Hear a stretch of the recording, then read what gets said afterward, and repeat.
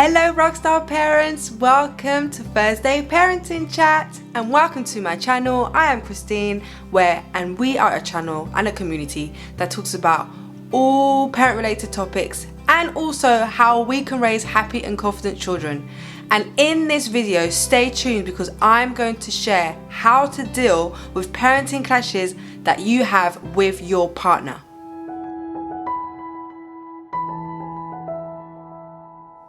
Woohoo! This topic is a juicy one, so make sure you've got your hot beverage for the Thursday chat. And basically, I want to tell you briefly why I've chosen this topic. This topic is really juicy, really big.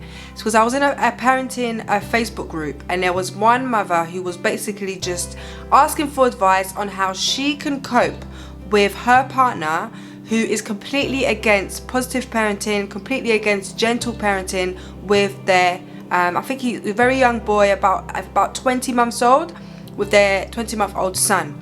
And basically her partner, his viewpoint is that he's got this very kind of like masculine approach to a hard approach to parenting with him. He's like, don't let him play with dolls, don't let him get in touch with any of his feminine side, he shouldn't be doing that, he'll grow up to be gay, just kind of like these presumptions and these fears and worries that his child is going to turn out camp or too feminine when he's older and he needs to be a macho man. And whereas his partner, the mum, is very much open-minded, lets the child play with whatever dolls or express himself in whatever way that he wants, and she knows that it's completely natural, and they're literally clashing when it comes to parenting styles. So I wanted to share with you, as I've shared with her briefly as well in the Facebook group, what we can do to overcome that, because obviously that's her partner. They are living together, they're raising their child together, they are a couple. So how do we actually then go from being a couple to actually becoming parents and finding a consensus when your partner is literally not willing to see your perspective, not willing to open up to your viewpoint, not willing to look at why it is that you do positive parenting and gentle parenting. So how can we actually find a compromise with someone who's literally is stuck in their ways and doesn't want to see your viewpoint at all? And then you as a parent worry that your child's going to be negatively impacted by it, mentally, physically, socially. It could impact on their confidence, their self-esteem. They could grow up to be very anxious or unsure of themselves. Those are the kind of fears that will naturally come up for you when you feel that your partner is influencing them in a negative way because of their harsh or hard or limiting parenting style compared to yours. Now, I've got a 7-step process you can follow to help you, and the whole objective is to help open up the mind of your partner, because I'm coming from a place of assuming that your partner is closed-minded and they're literally stuck in their ways and they don't want to see your perspective and they're right and you're wrong, right? And you're probably making them wrong as well, and you're making yourself right. So what we want to do with the 7-step process is to take away the labeling, take away the I'm wrong, you're wrong, I'm right process, and so that you can avoid arguments, conflicts, and even divorce or separation, because it can lead to that. So I want to emphasize how powerful this 7-step process is. I'm going to share it with you so that you can come out of this video feeling confident to tackle this issue once and for all, so that you and your partner can finally reach a compromise, finally reach a consensus. Before I go into it, I know that you will probably have some objections. You're probably going to be thinking, yeah, well, there's nothing I could do to change my partner's idea. He's stuck in his ways. I've tried everything. This isn't going to work. I do want to challenge you to follow this process. I do want you to just pause whatever your beliefs are. If you feel like you've lost hope in your partner, you've lost hope in a situation, I'm here to shine some light in your viewpoint and just encourage you and inspire you to follow the 7-step process, because I do have a way that will be able to get you back on track even when it feels like you cannot get through to your partner. So let's dive in to the process. So the first step I want you to do is I want you to focus on preparing yourself for the conversation.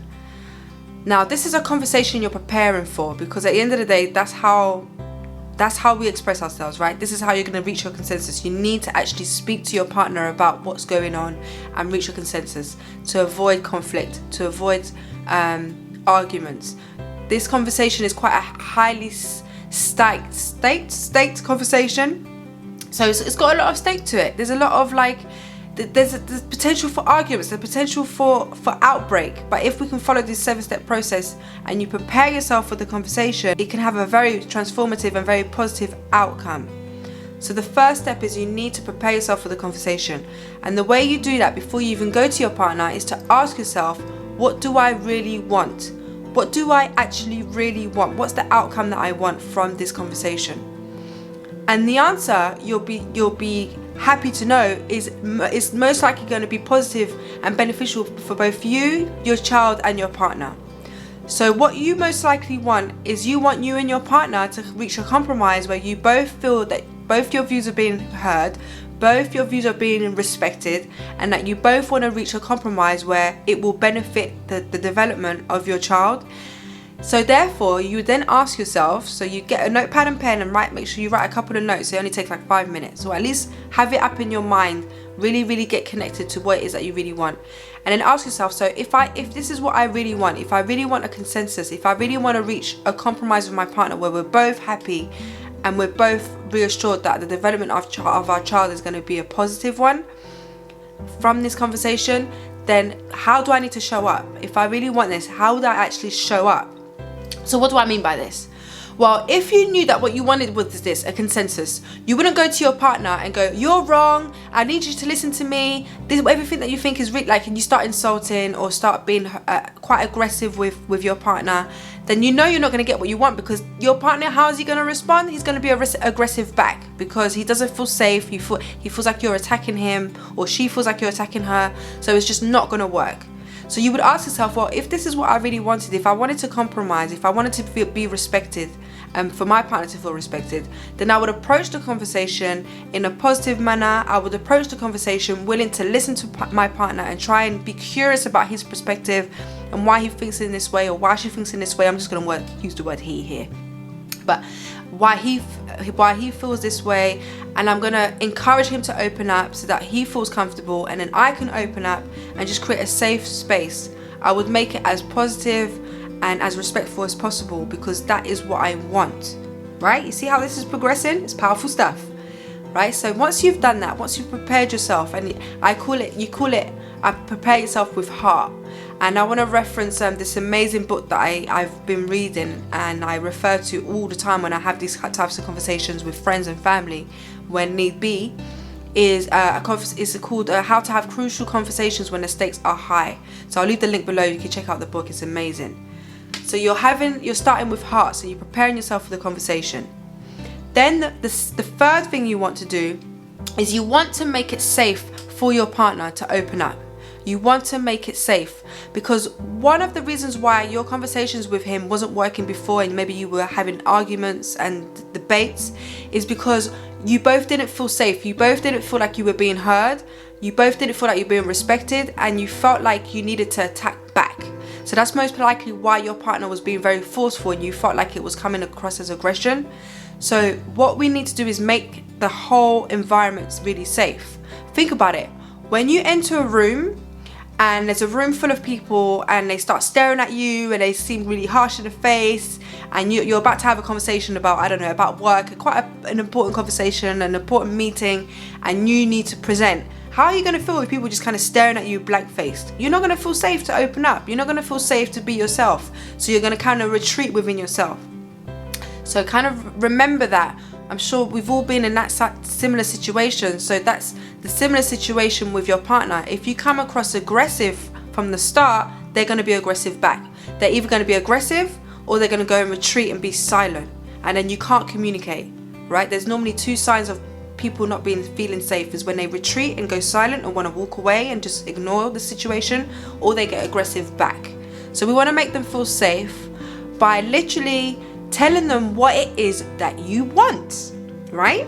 So you've already prepared for this. So you've already prepared, you know what it is that you want. So you would go to your partner and say, look, honey, I want us to have this conversation again, or I want us to have this conversation about, how we can find a positive way, a compromise for us to both parent our child. I know that you have your opinions on parenting and I have mine, and I really want to hear you out. I don't want you to feel like I'm attacking you. I just really want us to open up and share our feelings about it, so that in the end of this conversation we can come up with a compromise that we're both happy with, so that the us raising our child is going to be very beneficial for him and for us as well as a couple.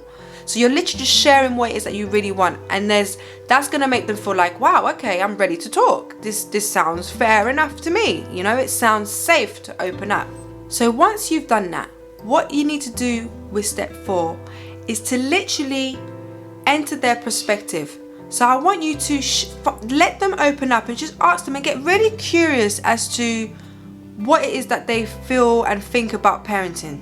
So even though you may have heard this before, even though they may have explained this before, just ask them, okay, so what's your take on it? Why do you feel that we need to parent in this way? What do you think the benefits are? Like, get curious and pick out, whilst you're listening, pick out any positive points that you feel that you agree with. It could be anything. It could be so trivial, but still pick them out and park them in your mind and get ready to use them when you're ready to share your viewpoint. So if you know that your partner is anti-feminism, he just doesn't want your child to be feminine in any way, shape or form, or they're just not in tune with positive parenting, they don't feel it works, they feel like your child is just going to grow up to be very manipulative, etc., etc. Listen to them, and maybe somewhere in there they have a point. Maybe, I don't know, they might say, oh, if you're always responding to your child when they wake up at night, you're never going to get any sleep. So they might have a point there, that maybe that you're so exhausted at night time, but because you're always responding to your child every single second, that you're exhausted, you're not getting any sleep. Maybe they have a point that something needs to happen, where something needs to change. Maybe you need to take more naps. You'll take it in your mind, maybe I need to take more naps, or maybe he's right, maybe he can help me more at night time, or, you know, maybe they have a point there somewhere. There's a nugget of truth somewhere that you can pick out, no matter how small it is. Then park it in your mind. Once you've listened to their perspective, you need to try. It's not gonna be easy, because there's gonna be a lot of points and viewpoints that you're not gonna agree with. So you're gonna find yourself trying to like butt in and get in there and get your viewpoint in. But you need to try and bite your tongue. Takes a bit of practice, and just be a listener. Just be a listener. They already know your viewpoint. They already know you don't agree. But just be a listener for that moment, for those 5 minutes. And once you've done that, the next step you want to take for step 5 is to invite them to compromise with you. Invite them to reach a consensus. So you would think that, okay, I've listened to his viewpoint for a good 5 minutes, now he needs to hear me. But you see, what can happen there is it's almost like it's going to be like you go first and then I go first, and I'm going to tell you why you're wrong.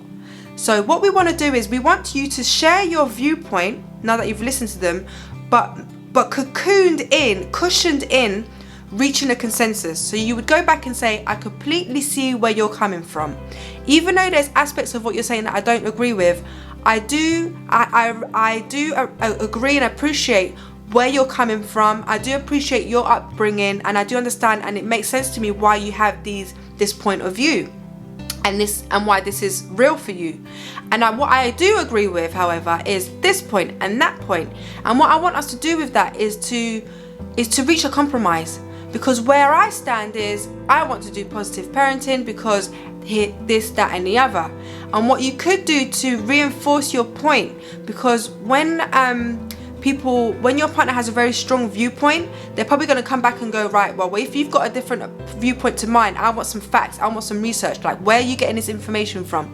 So you can come back with some research, do a little bit of research, do a little bit of factual research, and go, look, I want to try this positive parenting because it has X and Y benefits for our child. I have researched on this with this doctor, this psychologist, and they say this. So how about we intertwine some of your parenting styles with this viewpoint, so that we can come up with a consensus. What do you think could work for us? And you ask that question, what do you think could work for us? Because then they're going to feel like they have an input, that they have a voice in this decision making. Right? You're literally continually to make the conversation safe, because you always need to stick to what it is that you really want. Always stick to it. Whenever you feel like you're going to become confrontational, or you really want to reinforce your viewpoint, remember what it is that you really want. You want to have a consensus. You want to be able to compromise and get a positive result at the end of this conversation. So therefore, you ask them what it is that you feel that we can do to make this work for both of us. Once you've done that, if for some reason or another, they still want to reinforce and claim their viewpoint. They're still stuck on, no, this is what we're going to do, I don't agree with you at all, despite you playing it, making it safe for them, despite you coming back with research and you're not imposing too much of your viewpoint, but you're acknowledging their viewpoint. It's very unlikely that they're still going to be confrontational. But if you do have that case, then what you would do is you would pause and you would go back to step 1. So you would go back and you would remind them what it is that you really want, because what's probably happened is that you've both drifted off into some kind of conflicting argument. Is starting to stir up, so you want to pause the conversation, get back on track, and go back to step 1, which is to tell them exactly what you really want, and then make it safe for them, and then ask them their viewpoint again, and then get back to sharing your viewpoint, backed up with some research, even if you have to repeat yourself, because sometimes when we get angry we don't listen, so we need the person to repeat, and then get back on track.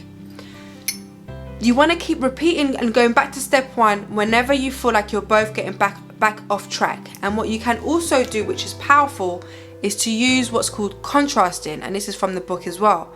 So if you feel like you're getting off track and it's starting to get intense, you say to your partner, look, I don't want us to argue. I don't want you to feel like I'm attacking you. I don't want to be attacked back either.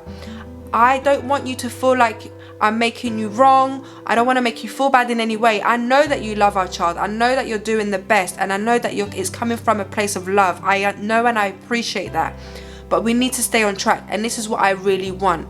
And I'm sure this is what you really want too, because you've told me X, Y, and Z, right? So you're getting yourselves back on track. Once you follow these steps, you can't go wrong.